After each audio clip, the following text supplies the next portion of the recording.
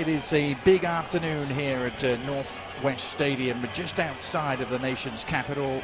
France and Colombia colliding in this clash of two teams in the top 15 in the world as we stand with just 74 days to go until the start of the World Cup. It's one of the last chances perhaps for some of the fringe players to solidify their places in the team. Colombia approaching 4 years at the helm. Of course, Didier Deschamps knows that this will be his last summer in charge. Looking to go out on the right note, but away we go. Colombia in their traditional yellow tops and blue shorts, and France wearing the kit that they will wear this summer at the World Cup for the first time.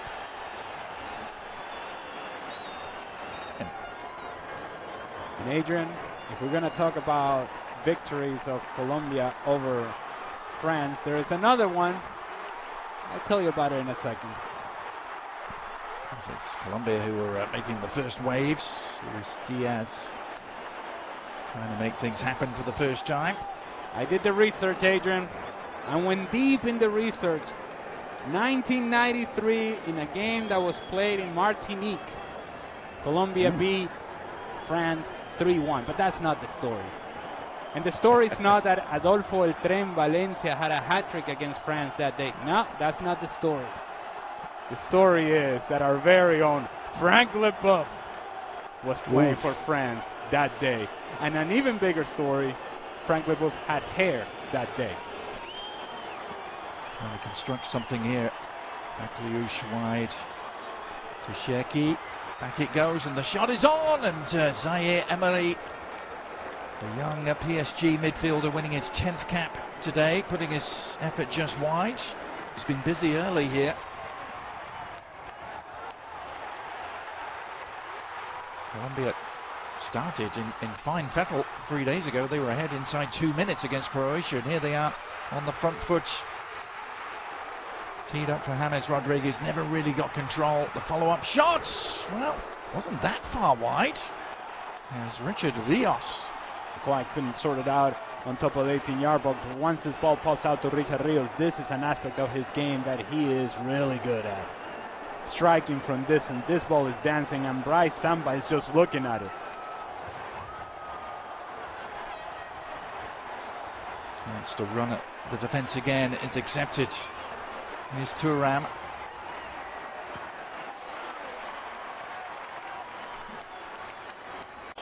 Played nearly every minute in 2018.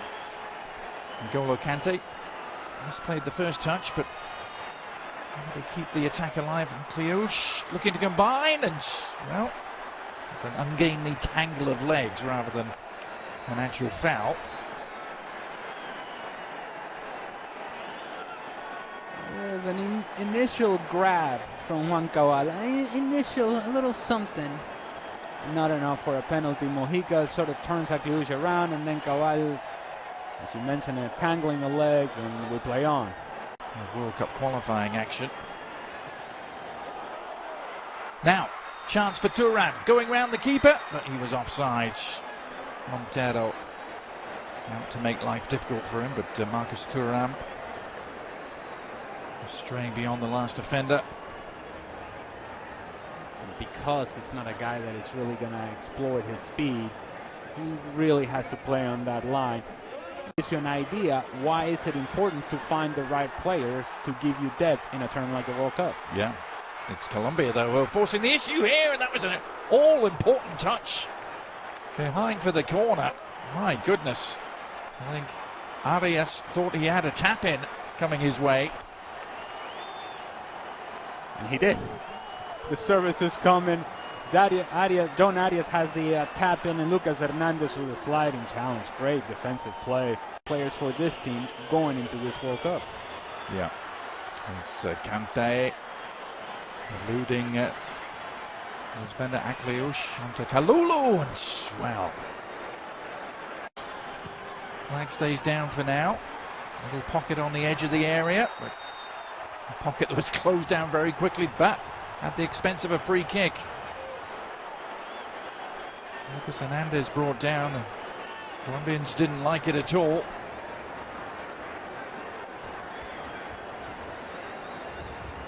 I think Lucas Hernandez is getting beat to the board. Richard Rios just throws his body at him. Digne right into the wall. Massive in doing so, even down to 10 men. Chance though for Colombia to make some waves here. Another great run down the left. Diaz teeing it up, and the shot all along the ground was a fair enough test there for Bryce Samba, who was equal to it. Give away from Digne. Colombia have it back. Some really good footwork there from Davinson Sanchez.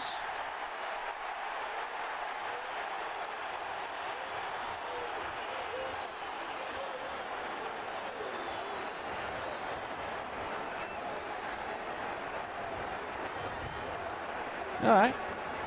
A little bit of pushing and shoving. A little bit of something, some intensity, some fighting. I don't mind it.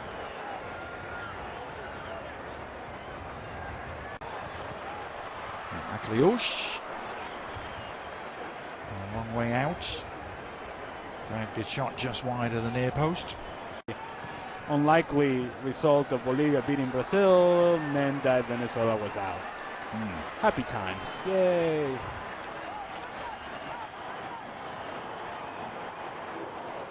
Under the cosh a bit here though. Here's Thuram looking to turn and lay off. The shot, oh, it's turned in. France leads. Doué's efforts took a huge deflection. May actually go down as an own goal. It certainly deceived Montero. But Doué receiving the plaudits.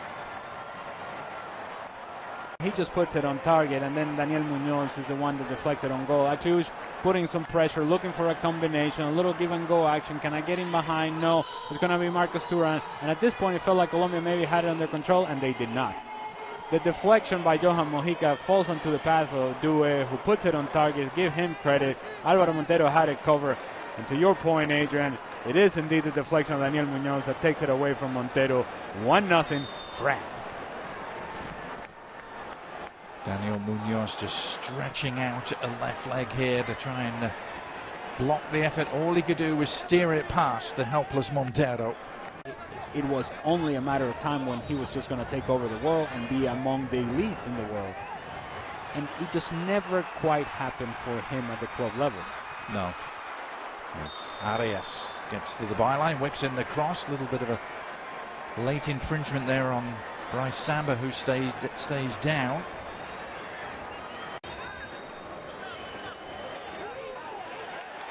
Doué losing out to Arias, the Palmeiras man, pounding forward. And options here for Colombia. James Rodriguez just needed an extra touch, and N'Golo Kante wasn't about to let him have that.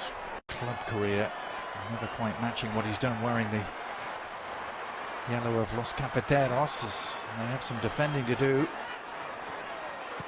It's a nice leave, and well, some cross wires there. Cherki trying to play it back into the path of Doué. Qua working his way forward with an efficient pass, and it provides a platform here for the French again. Akliouche swinging it in towards Thuram, who heads it home. Flag stays down. The smile widens, as does the lead. Marcus Thuram with the perfect header in off the bar. It's just too much time and space. Good run from Kalulu. You got to get tight. There's no help coming defensively, and then the center backs get split. Daniel Munoz gets out jumped. Where is the other center back? Nowhere to be found. Alvaro Montero, the goalkeeper, hunting for butterflies, doesn't get there. Johan Mojica and Luis Diaz, somebody's got to put pressure on the ball. They do not. Center backs gets out jumped. Davinson Sanchez misjudges the flight of the ball. Daniel Munoz is a mismatch against a guy like Marcos Thuram, and then Alvaro Montero doesn't help the situation because he threatens to come out but doesn't. Up the post and in. 2-0. Looking to respond immediately. Decent looking cross. Colombia have a corner. The two centre backs were split horribly there. That second French goal. I'm not sure where Juan Cabal was, but he wasn't where he needed to be. As they try and hit back though, it's Munoz, who was almost on the end of that intricate move. you're sacrificing some of the pressure that you can put other teams under in the midfield, but you're gaining in the creativity that you can have in the attacking third. And Thuram has latched onto this. Another potentially potent moment, and Thuram seeing his final effort deflect wide for a corner. Shaki after the back heel from N'Golo Kante, and it falls Doué's way. Trying to weave his way through, gets the shot off, and tipped over the top by Montero. This is impressive stuff again from the French. It is from France, and certainly it is not from Colombia's perspective. They have a lot of numbers around the ball, but nobody's actually closing down the space. There's a lot of ball watching going on defensively from Colombia, and they seem to be confused as to where is it that they need to step to the ball. Once France starts rotating, it's something that we mentioned earlier, once they start rotating positions and players come in and out of position, Colombia seems confused as to who to pick up. Corner served in, up for grabs on the edge of the area. Has Nestor Lorenzo, and it has to be sorted out. But this is a concern that Colombia has had. It's not just in this game. There's a lot of sort of talking going back and forth as to who drops in, who steps forward, and you have in James Rodriguez a player who's just going to float, and then John Arias wants to join in the attack, and so you start losing numbers in the midfield. France starts getting control of that area of the field, and well, in the end, it's 2-0. France's first trip to the US since 1979. They hadn't been here in all that time. Of course, didn't qualify for the 1994 World Cup, famously. As Hernandez has to get that back in a hurry to Samba, who was he outside his area? That was what Luis Suarez was claiming.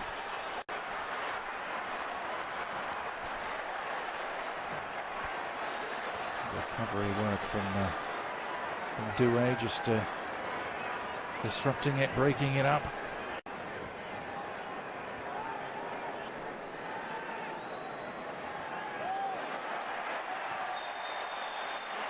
Well, the quick thinking and intervention there by Puerta, drawing the foul and the resulting free kick. Some game to make a debut in.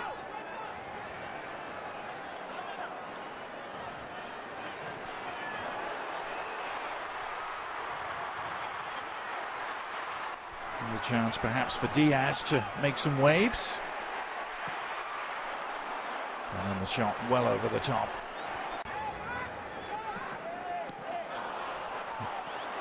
Well, that's a careless giveaway. Will it be punished? France on the move here. It's Thuram chasing it down. Good square, and the shot is on, and it's 3. And it's Doué again who's done it. A clinical counter-attack. The two goal scorers combining this time. Thuram teeing up Doué, who did the rest.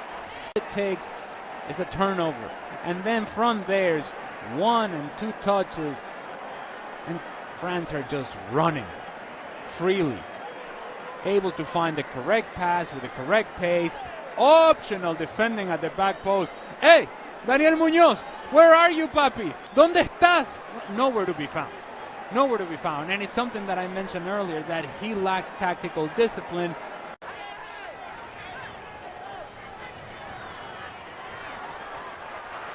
I think they found him a hotel eventually, but I'm glad the budget allowed it. Barely.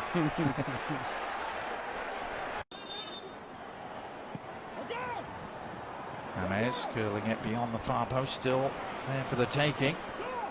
Got on the score sheet against Brazil, very similar finish to the one that Kylian Mbappe had produced in the first half. In fact, he mentioned that in the post-game interview, didn't he? He said, saw the way Mbappe finished. This is a surging run from the Liverpool man, and in the end a cross.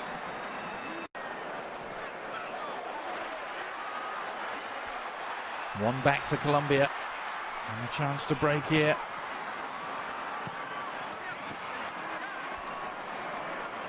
Samba down to smother.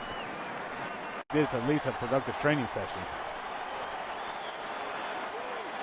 Well, the majority of the crowd here in Landova are about to get their wish as Cordoba Has to make something happen. A chance for a reply, and they've taken it. Colombia getting on the score sheet. Jamington Campaz with the unerring finish in off the far post. Elsar's on the right-hand side. Doesn't seem like the cleanest of combinations, but it's a hold-up play from Cordova that I think breaks everything open. He tries to, on the turn, hits it on target.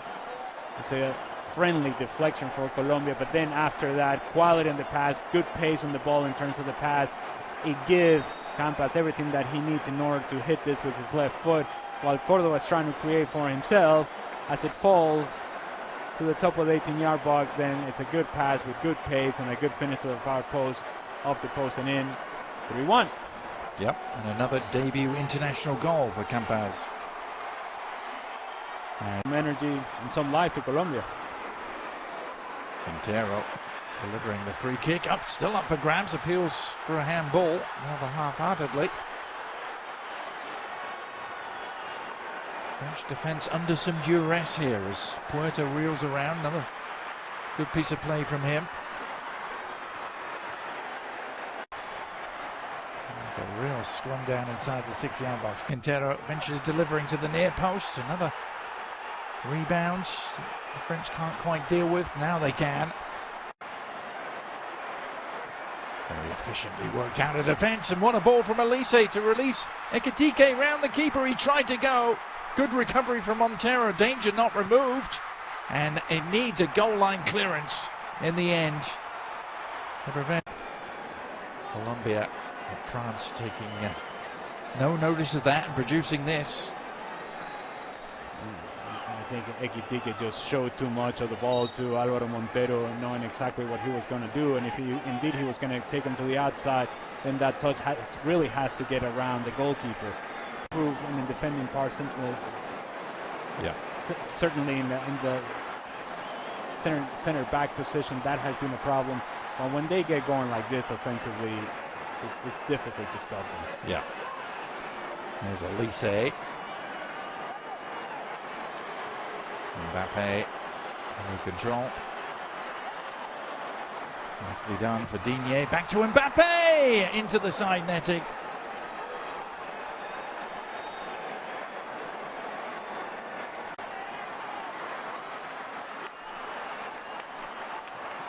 Campaz, the Colombian goal scorer, carving out another corner.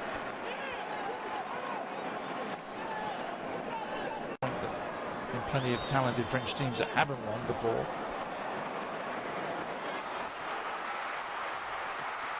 Another good moment here for Colombia. Is there another goal to come? There isn't.